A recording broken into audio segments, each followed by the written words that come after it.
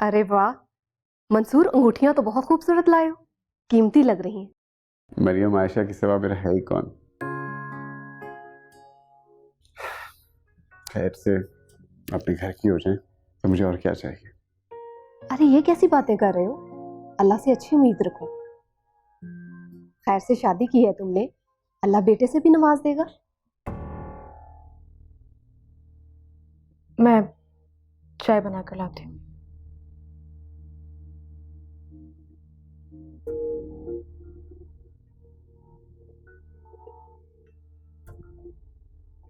ये सब क्या है मंसूर, इसके रवैये से तो कुछ और ही लग रहा है। आप ठीक समझिए, मैं आपको पहले ही बता चुका हूँ। शादी मैंने अपने से ज्यादा मरियम और आयशा के लिए की।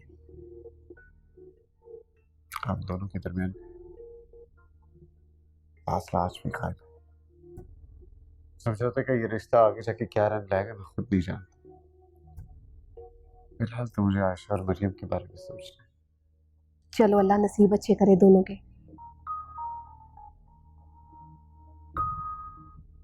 मुबारक हो इनको। आपी, फूफू आपकी मंगनी की अंगूठी देख रही हैं और आपको भी बुला रही हैं। जिससे मंगनी हो रही है, जब वो ही नहीं पसंद तो मंगनी की अंगूठी पसंद करने का क्या फायदा। जाके कह दो उनसे आयशा मर गई है। अल्लाह ना करे, कैसी बातें कर रही हो। जब दिल की मौत हो जाए तो इंसान भी जिंदा नहीं रहता। और अब्बा ने आंटी परवीन को मना करते वक्त एक बार भी मुझसे मेरी खुशी के बारे में नहीं पूछा। क्या बाप ऐसे होते हैं? आहिस्ता बोलो, अब्बा सुन लेंगे। हम लड़कियां हैं मरियम, हमारी आवाज कोई नहीं सुनता। आपी, आप अब्बा की बात मान लो। मुझे कुछ अजीब लग रहा है कि कुछ बहुत बुरा होने वाला है। अब इससे ज्यादा क्या बुरा होगा मरियम? बस कर जाओ आपी, मुझे बहुत डर लग रहा है। क्या आपको डर नहीं लग रहा? मोहब्बत खो देने का एहसास सारे डर खत्म कर देता है मरियम। मैंने इस रिश्ते के लिए हाँ सिर्फ अब्बा के डर की वजह से नहीं की। मुझे इस घर की इज्जत और फूफो के दिल का लिहाज था, इसीलिए। वरना मेरे काशिफ का दिल तोड़ने पर मैं उस अरशद के बच्चे का भुर्ता बनाकर गरम गरम तेल में समोसे की तरह तल के रख देती। हंस क्यों रही हो?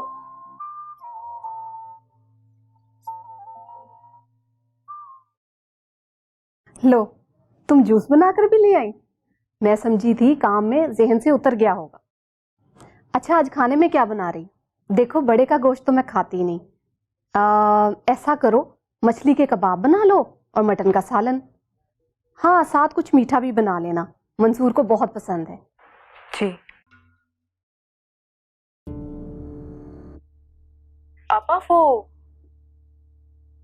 अरशद रात को कितने बजे आया था? यही कोई 4 बजे।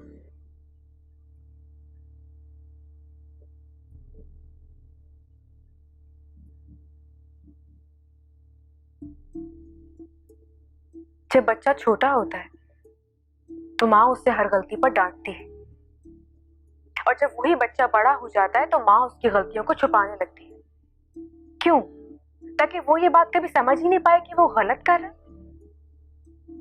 पापा, ये बात आप अच्छी तरह से जानते हैं कि आयशा के लिए अरशद का इंतखाब बिल्कुल ठीक नहीं है, और आयशा सिर्फ अरशद की जिद है।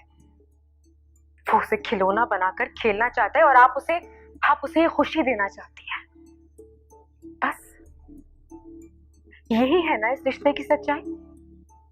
अपनी औलाद की खुशी के बारे में तो हर माँ बाप सोचते हैं। क्या कभी आपने आयशा के लिए एक औरत बनकर सोचा? उसकी जिंदगी के बारे में सोचा आपने?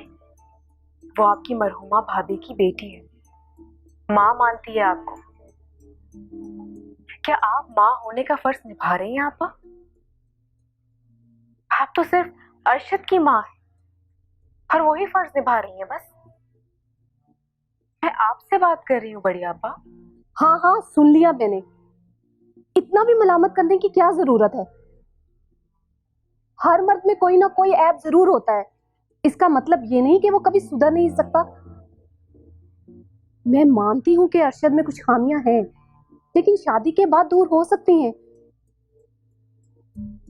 और फिर ये तो आयशा पे है ना कि वो उसको किस तरह सुधारेगी।